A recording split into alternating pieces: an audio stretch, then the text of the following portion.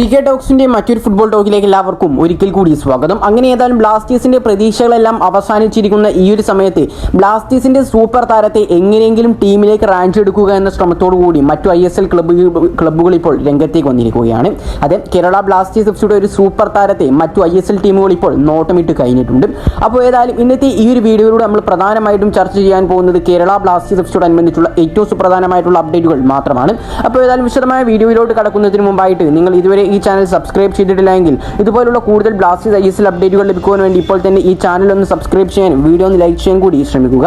ഏതായാലും നമുക്ക് വീഡിയോയിലേക്ക് കിടക്കാം. ഏതായാലും ആദ്യത്തെ ഒരു വാർത്ത എന്നുള്ളത് കേരള ബ്ലാസ്റ്റേഴ്സ് എഫ്സിയുടെ പുതിയൊരു സൈനിങ് ശ്രമത്തെക്കുറിച്ചാണ്. അതെ, മുഹമ്മദ് സൂപ്പർ ജയൻസിന്റെ മിഡ്ഫീൽഡർ ആയിട്ടുള്ള ദീപക് താങ്കരിയെ ടീമിലേക്ക് കൊണ്ടുവരാനാണ് നിലവിൽ കേരള ബ്ലാസ്റ്റേഴ്സ് എഫ്സി കഠിനമായി കൊണ്ട് ശ്രമിക്കുന്നത് എന്നാണ് നമുക്ക് ഏറ്റവും പുതിയ റിപ്പോർട്ടുകളിൽ നിന്നും അറിയാൻ സാധിക്കുന്നത്. ഏതായാലും ഈ ഒരു നീക്കം കേരള ബ്ലാസ്റ്റേഴ്സ് എഫ്സിയെ സംബന്ധിച്ചിടത്തോളം വളരെ നല്ലൊരു നീക്കം തന്നെയായിരിക്കും. അത് കേരള ബ്ലാസ്റ്റേഴ്സ് എഫ്സിയുടെ ഒരു പ്രോപ്പർ മിഡ്ഫീൽഡർ ആയിക്കൊണ്ട് ദീപക് താങ്കരിയെ കൊണ്ടുവരികയാണെങ്കിൽ അത് ബ്ലാസ്റ്റേഴ്സിന് ഇക്കാലത്തും ഗുണം ചെയ്യുമെന്ന് തന്നെയാണ് എൻ്റെ അഭിപ്രായം എന്നുള്ളത്. പക്ഷേ എനിക്ക് ആകെയുള്ള ഒരു കൺഫ്യൂഷൻ എന്താണെന്ന് വെച്ചാൽ 1.4 കോടിയോളം രൂപ കൊടുത്തുകൊണ്ട് ദീപക് താങ്കരി എന്നുള്ള ഈ ഒരു താരത്തെ കേരള ബ്ലാസ്റ്റേഴ്സ് എഫ്സി ടീമിലേക്ക് കൊണ്ടുവരുമോ എന്നുള്ളതാണ്.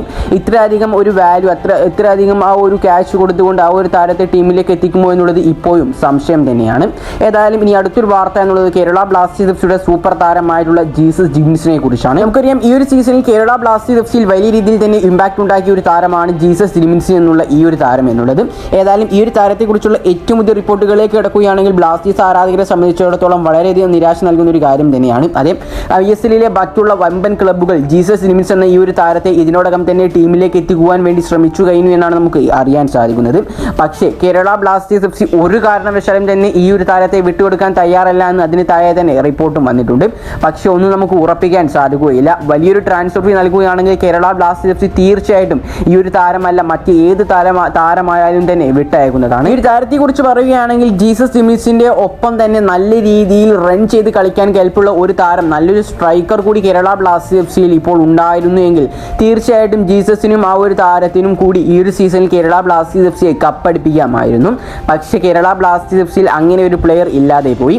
ഏതായാലും കേരള ബ്ലാസ്റ്റേഴ്സ് എഫ്സി ഈ ഒരു താരത്തെ വിട്ടു നൽകുമോ ഇല്ലയോ എന്നുള്ളതിൽ ഇപ്പോഴും കൺഫ്യൂഷൻ തന്നെയാണ്. ഈ ഒരു സീസണിൽ കേരള ബ്ലാസ്റ്റേഴ്സ് എഫ്സി എന്നുള്ള ക്ലബിന് വേണ്ടിയിട്ട് ഏറ്റവും കൂടുതൽ ഗോൾ അടിച്ചു കൂട്ടിയിട്ടുള്ള ഒരു താരം കൂടിയാണ് ജീസസ് ജിംസ് എന്നുള്ളത്. അതുകൊണ്ട് തന്നെയാവണം മറ്റുള്ള ക്ലബ്ബുകൾ എല്ലാവരും തന്നെ ഈ ഒരു താരത്തിലേക്ക് ആകർഷിക്കാനും കാരണം. ഈ അടുത്തൊരു അപ്ഡേറ്റ് എന്നുള്ളത് കേരള ബ്ലാസ്റ്റേഴ്സ് എഫ്സിയുടെ യങ്ങസ്റ്റ് താരമായിട്ടുള്ള കോറോ സിംഗിനെ കുറിച്ചാണ്. കഴിഞ്ഞ കേരള ബ്ലാസ്റ്റേഴ്സ് എഫ്സിയുടെ അവസാന മത്സരത്തിൽ ബ്ലാസ്റ്റേഴ്സിന് വേണ്ടിയിട്ട് ഗോൾ കണ്ടെത്തിയിട്ടുണ്ടായിരുന്നത് കോറോ സിംഗ് ആയിരുന്നു.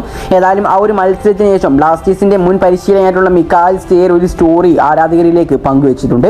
ഏതായാലും ആ ഒരു സ്റ്റോറിയിൽ പങ്കുവച്ചിട്ടുള്ളത് കോറോ സിംഗിനെ കുറിച്ച് തന്നെയാണ്.